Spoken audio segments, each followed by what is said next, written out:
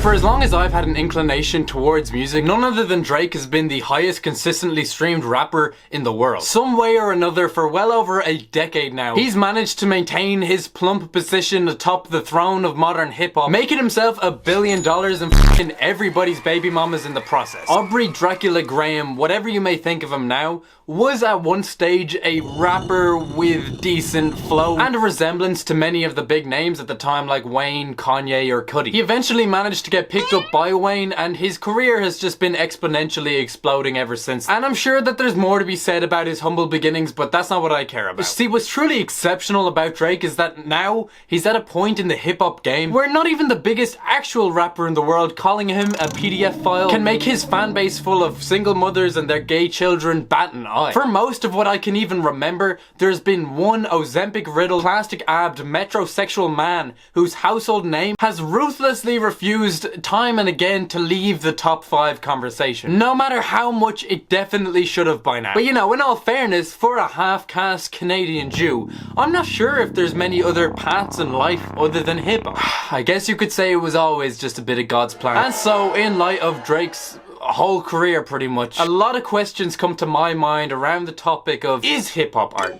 Is rap music? What can we consider good art or bad art or not even art at all? Because surely being bad at something insinuates trying at it in the first place. And of course, who the f*** even listens to Drake? Ironically enough, Drake, frequently referred to as a rapper, is in fact not a rapper. I mean, just no, not even by a long shot. That's like Joe Rogan calling himself a comedian after never making anybody laugh sincerely in his entire career, and nobody going and correcting him because he's technically the richest one of them alive. But he's not here. I mean, we can all admit to ourselves that that doesn't mean he's correct, you know? Joe is good at the things he does, of course. No one can deny that he has some sort of an ability. But he's not a comedian. I mean, that's one ability that he does not have for the life of him. And I can say that confidently for a fact because, I mean, if he was, then he would never in a million years also be the richest one of them. You get what I mean? Similarly, Drake is a glorified pop star, which, you know, I'm sure he's good at. He has his abilities and I'm not even gonna try and deny that. But you'd have to be dumb to assume that rapping is one of them. The flow he may have had back in the day when he came up, coincidentally only seems to have lasted as long as his own ability to put any sort of effort into his lyrics. Calling Drake a rapper today is just factually incorrect. Now, or more specifically over the past 10 years, Drake's sound has digressed into that distinctive, not even really trying to sing or nothing because he gets paid anyways, that we all know him for. If you haven't realized by now, no, I do not think that Drizzle is a good rapper. And yes, I know it's overdone to hate on him, but I mean, at the same time, clearly not when he has a fan base bigger than the population of 90% of the country. Firstly, yes, because he doesn't rap. But second of all, because he doesn't even try and make something that you could consider artistic in the first place. Personally, as an avid music experiencer and even more so a fan of what many could arguably consider slop hip-hop, I won't act like I've never busted down to a bit of Drizza before. See, obviously I even know that that boy has hits. But I'm also never going to deny that artistically, those hits are equivalent to static noise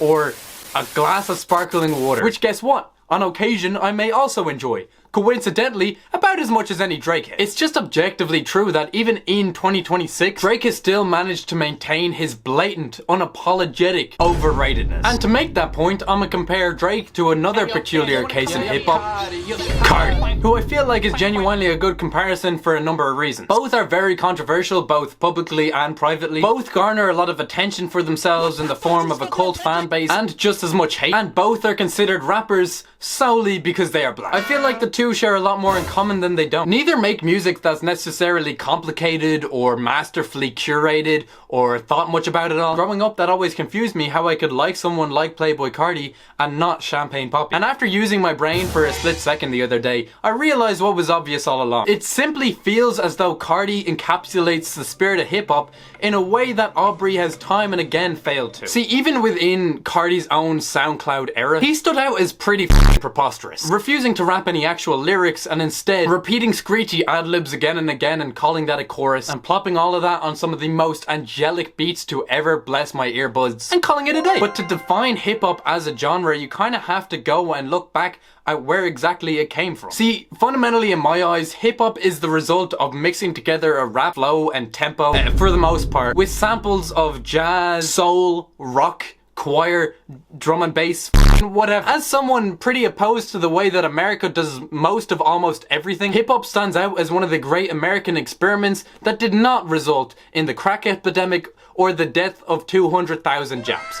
And that is exciting. Hip-hop to me is by nature exciting and experimental before it can be considered anything else. What I believe that at least peak Cardi got right in a way that the Iceman never will. What Kanye or Cudi or fucking Future or hell even Nicki Minaj knew is that it doesn't really matter how it sounds. Someone's bound to pay attention to it as long as it's new and different and slaps. So maybe not so much for Nicki then. Well, as long as it slaps or claps, then that's hip-hop, fool. No matter what you think of Cardi as an artist or a bloke, there is no denying that dude is strange as hell and yet has a discography full of back-to-back bangers. He always made an attempt to do something unique no matter what. And even if his last album did indeed suck Caribbean turds out of Nicki's Brazilian butt, his wider discography and general sound are true to what I think makes hip-hop worth a clap at the end of the day. Drake, on the other hand, does not hold up to that standard in my eyes. I mean, his sound hasn't changed one bit in 10 years now, because he notoriously signed a record deal, which means that he gets 100 times all the money he could ever need as long as he never takes a spare second to actually put some creative thought and care into his sound ever again. And you can't necessarily blame Universal Music Group for that. I mean, I'm sure it was explicitly stated on page 348 of the contract. Dribbles definitely just got some other dude to read through for him before signing. I mean, it's kind of wild just how much his new album sounds no different at all to the 10 before. Call it an unfair comparison all you want because Drake is still going and Cardi's sort of given up on that front. But here's the thing, that's exactly why I made the comparison. At least it seems like Cardi knows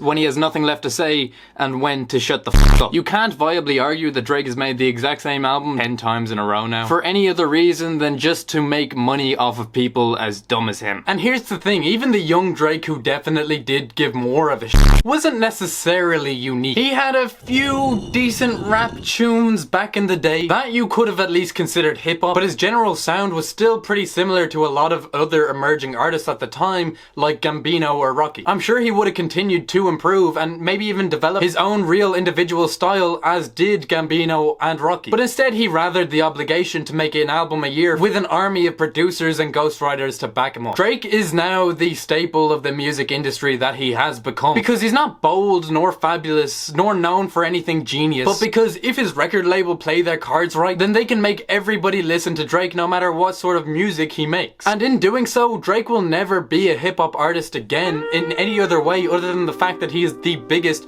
and the richest of them. Drake's whole career pretty much is testament to how being a celebrity just isn't cool anymore. There's too many of them to remember and nobody cares too much about any particular one. But it used to mean you were bigger than the life you led. In the 70s or 80s or the 90s, being a celebrity and more particularly a musician meant you had to be bold and fabulous because there was just no other way about it. Every night of your week had to be the best night of 20,000 other people's entire year. There was no f***ing around because you had to be amazing just to be seen at all. Though of course the music industry, being the vicious ever unfulfilled beast it's ever been, of course noticed the subtle revenue shift away from album sales and giant global tours to streaming numbers and dynamically overpriced tickets to a playlist played over a Fentley. As the way we music experiencers changed the way that we indulge in that experience, so too did the way that they go about making money off of it. Coincidentally, over that time period exactly, the King of Toronto has made himself a comfortable 400 million off of his record deal alone for an average of one album per year, which I'm pretty sure anyone remotely artistic would refer to as a deal with the devil. That sound that Rocky or Gambino got to develop in that same time is clearly a result of a more manageable album cycle that Drake sacrificed for the industry. But it's inevitable for people like Drake to flourish after that shift. As in the 80s, when being an artist meant being these wild, authentic artists at its core, it took far more corruption and manipulation on part of the record company to get their piece of the pie. Though instead of having to deal with those masterful curators, if you could just masterfully curate your own perfect industry plan and then force them onto every single Spotify playlist, making money off of folks' dried up eardrums becomes a whole lot simpler. What I'm really trying to get at is that Drake is sort of just the industry's favorite black guy, which just so happens to also be my biggest personal vendetta against the Ice King's whole thing. I mean, it's gotta be how he's not even really black, right? And I feel like it's time we all mutually stopped pretending that he is already. He's so not black that even I can tell. But why bother with a real artist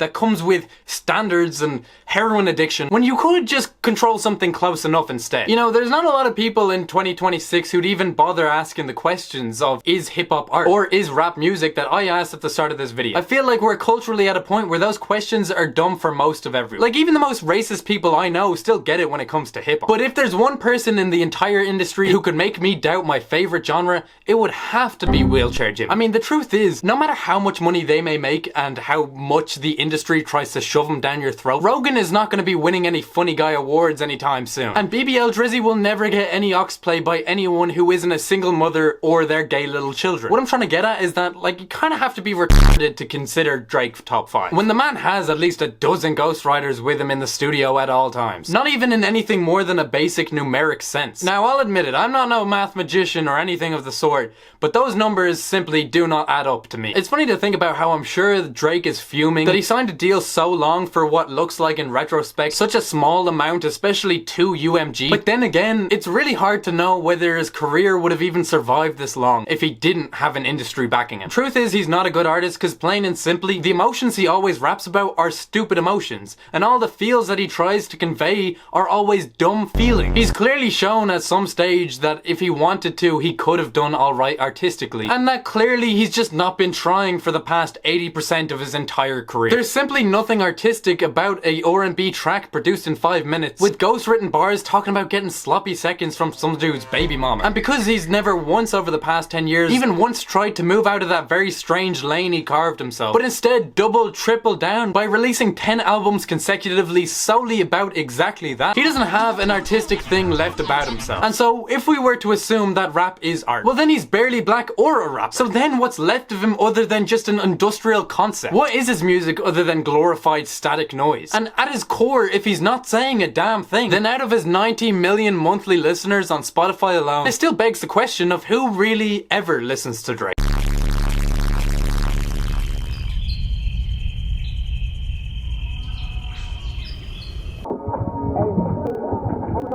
Hey,